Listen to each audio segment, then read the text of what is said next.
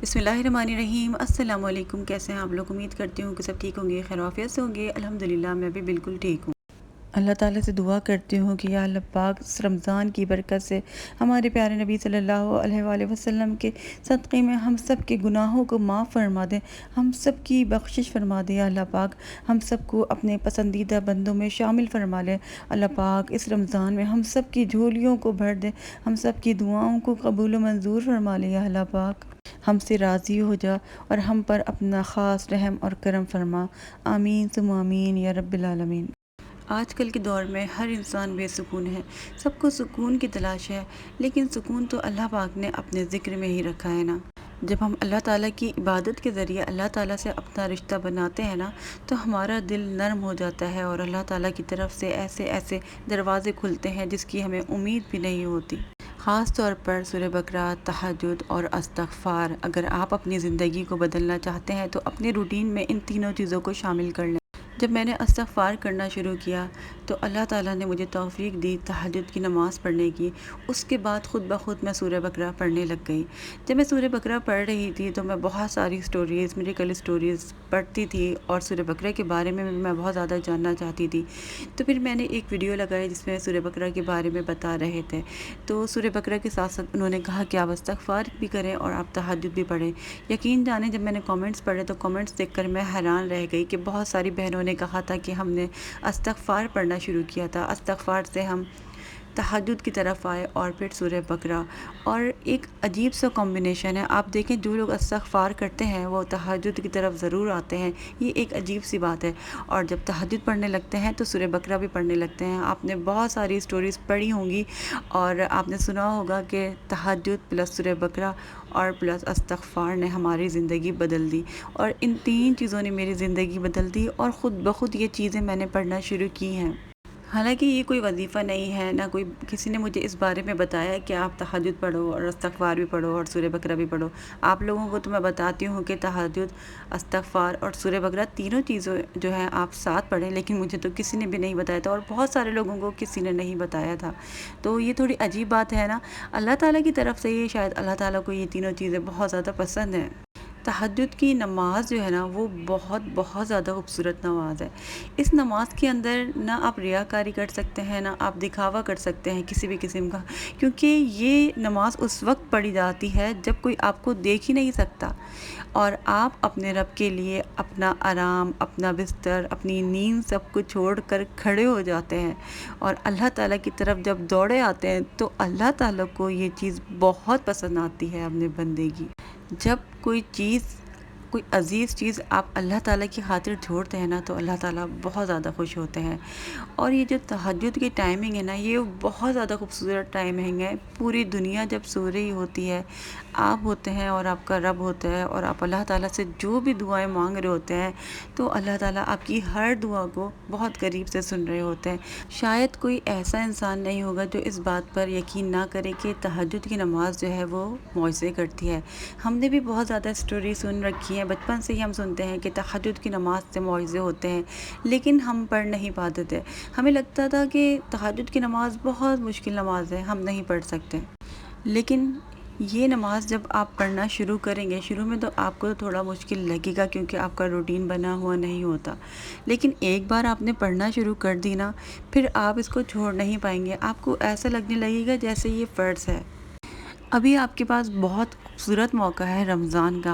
आप लोग पूरी रात जाग रहे होते हैं या सहरी में तो आप जाग ही रहे होते हैं, तो आप यहाँ से अगर आपकी हिम्मत नहीं होती तहज्जुद पढ़ने की, आम दिनों में आप नहीं पढ़ पाते, तो रमज़ान आपके पास बहुत खूबसूरत मौका है तहज्जुद की नमाज़ पढ़ने का। अगर आप जाग रहे हैं तो आप कम अज़ कम शुरुआत करना चाहते हैं ना तो 2 नफिल से कर सकते हैं आप। लेकिन अगर आप सो भी रहे होते हैं तो सहरी करने के लिए तो हर इंसान उठता है, तो आप भी उठें तो सबसे पहले आप क्या करें, 2 रकात नफिल पढ़ लें। और एक और आदत अपनी बना लें कि सहरी में या फिर 3 बजे 4 बजे अज़ान से पहले आप रात के किसी भी पहर में आपकी आँख खुले या आप जाग रहे हो या आप तहज्जुद पढ़ते हो तो आप इस्तिग़फ़ार लाज़मी करें, इस्तिग़फ़ार लाज़मी करें। इस वक्त इस्तिग़फ़ार जब आप करते हैं ना तो वो लाज़मी कबूल होता है, क्योंकि अल्लाह पाक खुद अपने बंदों को पुकार रहे होते हैं कि है कोई मुझसे मग़फ़िरत तलब करे और मैं उसको बख्श दूँ। اللہ پاک خود اپنے بندوں کو بلا رہے ہوتے ہیں۔ تو جب آپ اس وقت استغفار کرتے ہیں، سحر میں جو لوگ استغفار کرتے ہیں نا، تو وہ اللہ کے نیک بندوں میں شمار ہوتے ہیں۔ جن لوگوں کی زندگی میں کچھ کام نہیں کرتا، ان کی زندگی میں تہجد جو ہے نا وہ میریکل کر دیتی ہے۔ ایسا ہو نہیں سکتا کہ آپ تہجد کے وقت کوئی دعا مانگیں اور وہ آپ کی دعا قبول نہ ہو۔ کہتے ہیں کہ اگر آپ کسی چیز کو پانا چاہتے ہیں، آپ اللہ تعالیٰ سے کوئی چیز مانگنا چاہتے ہیں، اور اگر آپ تہجد میں اس چیز کو نہیں مانگتے، تو اس کا مطلب ہے کہ آپ اس چیز کو پانے کے لیے سیریس ہی نہیں ہیں۔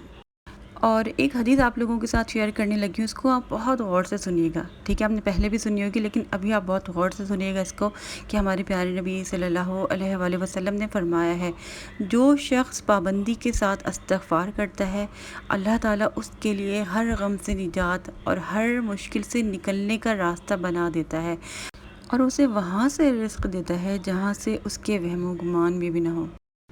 ہر غم سے آپ کو نجات مل جائے گی، ہر پریشانی، ہر دکھ تکلیف جو بھی ہے، آپ کو ڈپریشن ہے، انزائٹی ہے، آپ کی ہر تکلیف جو ہے نا استغفار سے دور ہو جائے گی، کسی بھی قسم کی ہے۔ اللہ تعالیٰ آپ کی پریشانی کو کیسے دور کریں گے آپ کو پتہ بھی نہیں چلے گا۔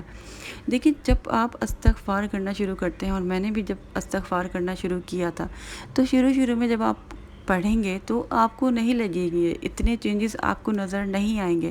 پھر آپ دیکھیں گے آہستہ آہستہ کہ آپ کے اندر ایک عجیب سا سکون سا آنا شروع ہو گیا ہے، آپ کی پریشانیاں ختم ہونے لگ گئی ہیں، اور پھر آپ کو لگے گا کہ واقعی میں اسے تو معجزے ہونے لگے ہیں، آپ کی دعائیں قبول ہونے لگ جائیں گی، آپ اللہ تعالیٰ کو جاننے لگ جائیں گے، آپ کو اویئرنیس ملے گی اپنے بارے میں۔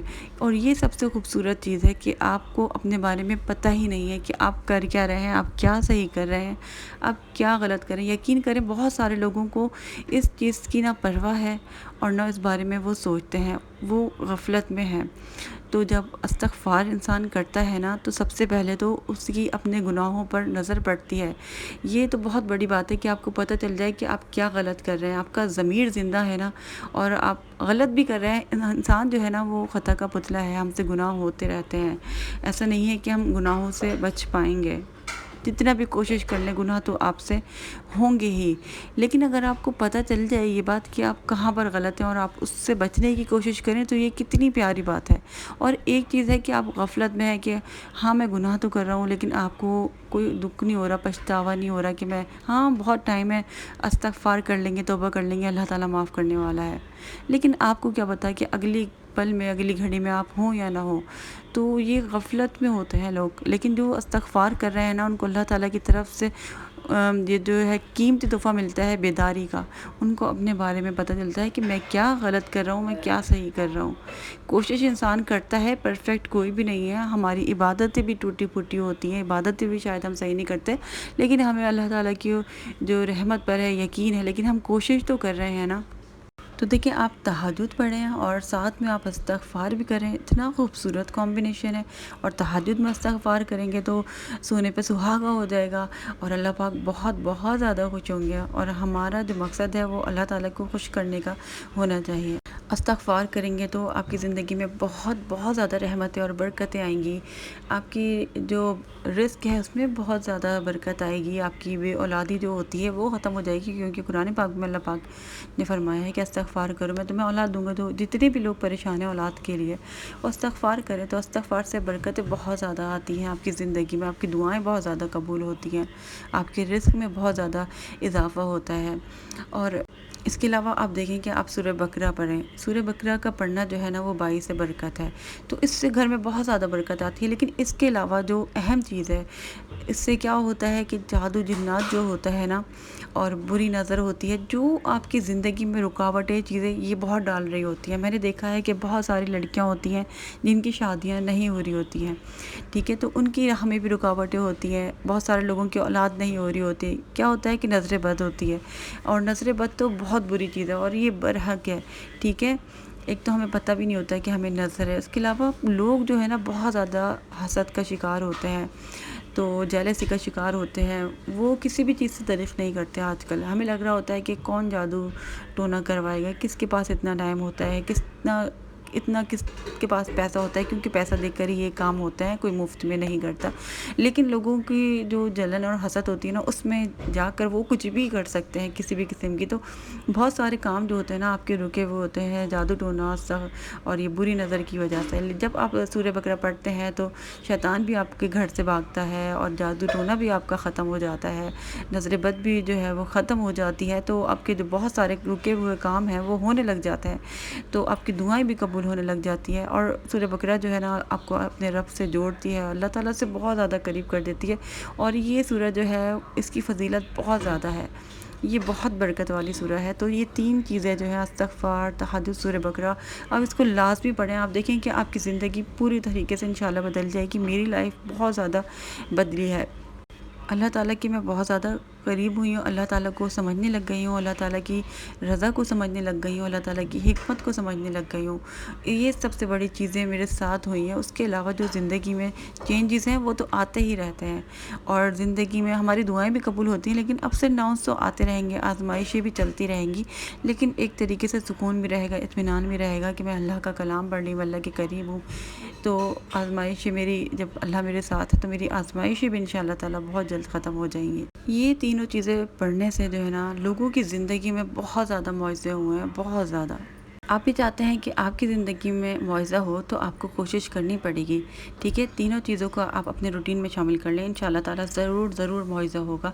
تو اور ایک بات آپ لوگوں سے کہنا چاہوں گی کہ ابھی رمضان ہے، تو آپ لوگ اپنے لیے بہت ساری دعائیں مانگتے ہیں، ہم لوگ دنیاوی چیزیں بہت زیادہ مانگ رہے ہوتے ہیں، ہر چیز ہم مانگ رہے ہیں، لیکن ہم اپنی آخرت نہیں مانگ رہے۔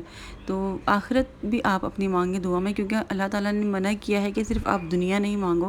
اللہ تعالیٰ فرماتے ہیں کہ تم دنیا بھی مانگو اور آخرت بھی مانگو، اللہ تعالیٰ ہر چیز پر قادر ہے۔ انشاءاللہ اگلے ولاگ میں ملاقاتوں کی اجازت دیجیے گا، اللہ حافظ۔